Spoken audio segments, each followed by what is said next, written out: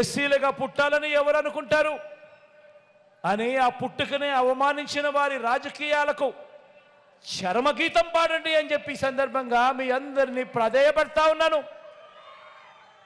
బీసీల తోకలు కత్తిరిస్తా అన్న ఇదే చంద్రబాబు తోకను, ఆ బాబును వెనకేసుకొస్తా ఉన్న తోకను వీరందరినీ కూడా వీరి తోకలు కత్తిరించే కార్యక్రమానికి శ్రీకారం చుట్టమని కోరుతా ఉన్నాను మీ అందరినీ కూడా. నాన్నగారు ఇచ్చిన 4% రిజర్వేషన్తోను, గతంలో నాన్నగారు ఇచ్చిన 4% రిజర్వేషన్తోను, మైనారిటీల మనోభావాలతోనూ గత 30 ఏళ్లుగా చెలగాటమాడుతా ఉన్న ఈ చంద్రబాబుకు ఈసారి ఎన్నికల్లో ఈ కూటమికి 30 చెరువుల నీళ్లు తాగించండి అని ఈ సందర్భంగా మీ అందరినీ కోరుతా ఉన్నాను. నిజమైన సామాజిక న్యాయానికి జై కొట్టండి అని సందర్భంగా తెలియజేస్తా ఉన్నా. కాబట్టి రాబోయే రోజుల్లో పేదలకు పెత్తందారులకు మధ్య జరగబోయే ఎన్నికల కురుక్షేత్ర యుద్ధంలో జరగబోయేదేమిటో తెలుసా? జరగబోయేదేమిటంటే ప్రజలకు మంచి చేసిన ఫ్యాను మీ ఇంట్లోనే ఉంటుంది, అధికారంలోనే ఉంటుంది. ప్రజలను పదే మోసం చేసిన సైకిల్ ఇంటి బయటే ఉంటుంది. బాబు ప్యాకేజీను గటగట తాగేసి తన వారిని తాకట్టు పెట్టిన గ్లాసు సింక్లోనే ఉంటుంది.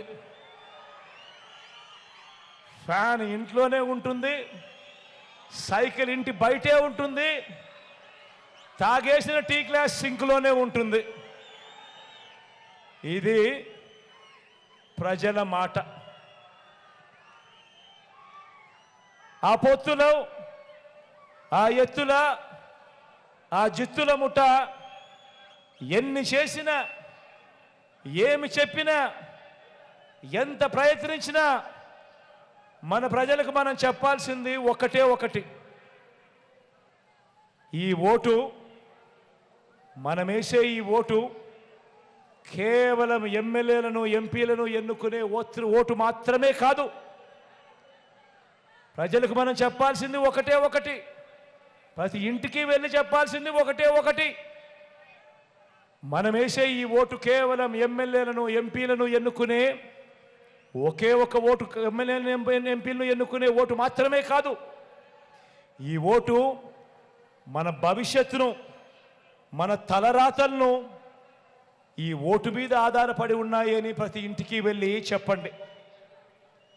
మళ్ళీ అన్నం తెచ్చుకుందాం, అన్నే రావాలి. ఈ 5 ఏళ్లుగా జరిగిన మంచిని కొనసాగించేందుకు, పేదవాడి భవిష్యత్ బాగుపడడానికి, మనందరి ప్రభుత్వానికి తోడుగా నిలబడడానికి మళ్ళీ అన్నే రావాలి అని ప్రతి ఒక్కరికి కూడా, ప్రతి గడపకు వెళ్ళి కూడా చెప్పండి. 3 రోజుల క్రితం ఏం జరిగిందో మీరందరూ కూడా చూశారు కదా. చివరికి చంద్రబాబు నాయుడు గారు ఎంత స్థాయికి దిగజారిపోయాడో మీ అందరూ చూస్తున్నారు కదా. లక్షల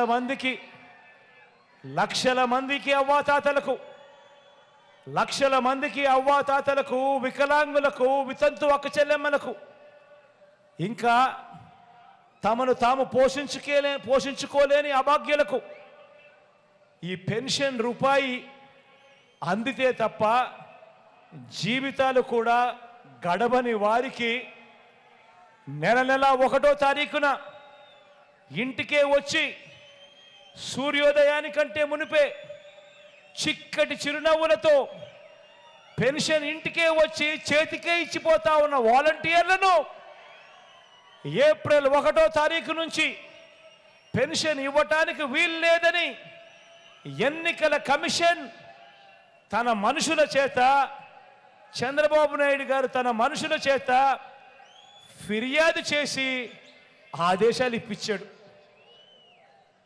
ఆలోచన చేయమని అడుగుతా ఉన్నా. పేదలంటే ఈ చంద్రబాబు నాయుడు గారికి ఎంత వ్యతిరేక భావాలు ఉన్నాయో ఒక్కసారి ఆలోచన చేయమని అడుగుతా ఉన్నా. తన మనిషి చంద్రబాబు నాయుడు మనిషి, నిమ్మగడ్డ రమేష్ అనే చంద్రబాబు నాయుడు గారు అన్న మనిషి, ఈ చంద్రబాబు నాయుడు గారి మనిషి ఈ నిమ్మగడ్డ రమేష్ చేత తానే ఫిర్యాదు చేయించి, అది ఎవరి మీద చేయించాడో తెలుసా? జగన్ మీద కాదు. జగన్ను నేరుగా కొట్టలేడు కాబట్టి ఎవరికి నష్టం జరుగుతుందని కూడా ఆలోచన చేయలే. 66 లక్షల మంది పేదలకు నష్టం కలిగిస్తా ఉన్నా కూడా కనీసం ఇంకిత జ్ఞానం కూడా లేదు. పేదవాడికి నష్టం జరుగుతూ ఉంది, అవ్వలకు నష్టం జరుగుతూ ఉంది. నడవలేని వయసులో ఉన్న ఆ అవ్వలకు చేతనైతే ఇంటికెళ్ళి తోడుగా ఉండి ఇప్పించే కార్యక్రమంలో శభాషం చెప్పాల్సింది పోయి ఆ వాలంటీర్ వ్యవస్థనే ఏకంగా రద్దు చేసే కార్యక్రమానికి శ్రీకారం చుడతా ఉన్నాడు అని అంటే ఇలాంటి మనిషిని ఏమనాలి అని ఒక్కసారి ఆలోచన చేయమని అడుగుతా ఉన్నా. ఇలానే గతంలో పేదలు వెళ్ళే గవర్నమెంట్ బడులలో ఇంగ్లీష్ మీడియంను కూడా ఇలానే వ్యతిరేకించాడు ఈ పెద్ద మనిషి చంద్రబాబు నాయుడు గారు. పేద పిల్లలకు మీ జగనన్న ట్యాబులు ఇస్తా ఉంటే కూడా ఇదే మాదిరిగానే చంద్రబాబు నాయుడు గారు వ్యతిరేకించాడు గతంలో. పేదలకు మీ బిడ్డ ఇళ్ల స్థలాలు ఇస్తా ఉంటే కూడా ఇదే మాదిరిగానే కోర్టుల్లో కేసు వేయించి ఇదే మాదిరిగానే వ్యతిరేకించాడు గతంలో. ఇప్పుడు చివరికి అవ్వాతాతలకు అందించే పెన్షన్ను కూడా ఇంటింటికి రాకుండా ఇవాళ అడ్డు తగులుతా ఉన్నాడు ఈ పెద్ద మనిషి చంద్రబాబు నాయుడు గారు. ఇదంతా కూడా పెత్తందారి భావజాలం కాదా అని నేను ఒక్కసారి అడుగుతా ఉన్నాను మీ అందరితో కూడా. ఇలాంటి పెత్తందారులను, ఇలాంటి పేదల వ్యతిరేకులను, ఇలాంటి వారికి ఏ ఒక్కరైనా కూడా పొరపాటున ఓటు వేస్తే దాని అర్థం ఏమిటో తెలుసా? తమ పెన్షన్లు, తమకు అందే స్కీములు ఇంటింటికి వచ్చి ఇచ్చిపోయే వాలంటీర్ వ్యవస్థను సైతం, స్కీములను సైతం, ఇంటింటికి వచ్చి ఇచ్చే స్కీములను సైతం, పెన్షన్లు సైతం, వాలంటీర్లు సైతం అన్నింటినీ కూడా రద్దు చేసేందుకు మనమే చంద్రబాబు నాయుడు గారికి గ్రీన్ సిగ్నల్ ఇస్తూ చంద్రబాబు నాయుడు గారికి ఓటు వేసినట్టే అన్నది ప్రతి ఒక్కరూ కూడా ఆలోచన చేయమని చెప్పి మీలో ఉన్న ప్రతి ఒక్కరూ ప్రతి ఇంటికి వెళ్ళి కూడా చెప్పండి అని చెప్పి కూడా ఈ సందర్భంగా తెలియజేస్తా ఉన్నా. మీ అందరికీ కూడా ఒకటే చెప్తా ఉన్నా,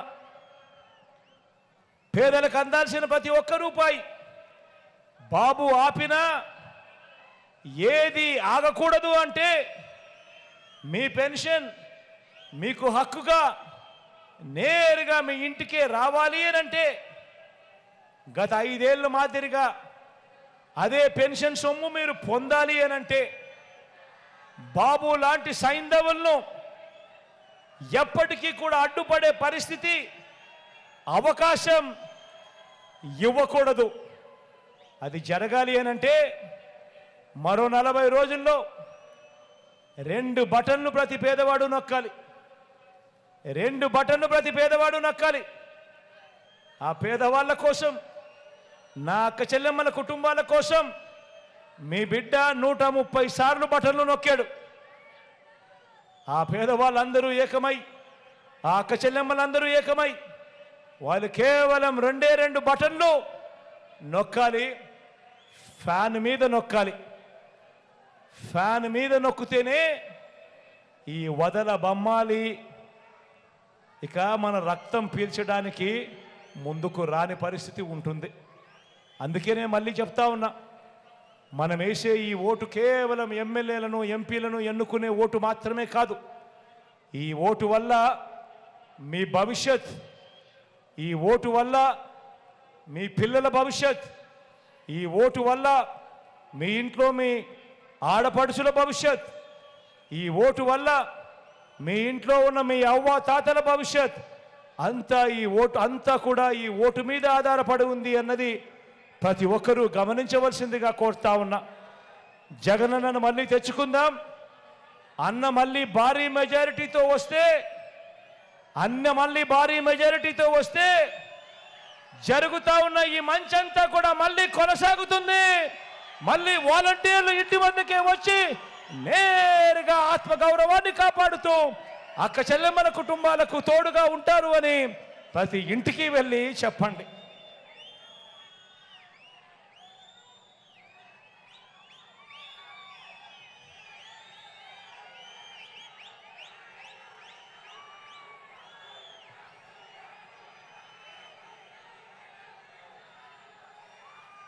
ఎన్నికల సంగ్రామం జరగబోతా ఉంది. జరగబోయే ఈ సంగ్రామంలో అబద్ధాన్ని మట్టి కరిపించడానికి, మోసాన్ని మట్టి కరిపించడానికి నేను సిద్ధం. మరి మీరంతా కూడా సిద్ధమేనా అని అడుగుతా ఉన్నాను. జరగబోయే ఈ ఎన్నికల సంగ్రామంలో అబద్ధానికి, మోసానికి వాళ్ళు ప్రతినిధులైతే విలువలకు, విశ్వసనీయతకు మనం ప్రతినిధులం. ఈ విలువలు కాపాడుతూ విశ్వసనీయతకు తోడుగా ఉంటూ మీలో ఉన్న ప్రతి ఒక్కరూ సిద్ధమైతే జేబీలో నుంచి అందరూ సెల్ ఫోన్లు బయటకు తీయండి. జేబీలో నుంచి అందరూ సెల్ ఫోన్లు బయటకు తీయండి. జేబీలో నుంచి సెల్ ఫోన్ బయటకు తీసి అందులో ఉన్న టార్చ్ లైట్ బటన్ ఆన్ చేయండి. అందరూ కూడా టార్చ్ లైట్ బటన్ ఆన్ చేసి పేదల వ్యతిరేకంగా పేదలకు భరోసాగా తోడుగా మేమంతా కూడా యుద్ధానికి సిద్ధమని చెప్పి గట్టిగా పిలుపునివ్వండి.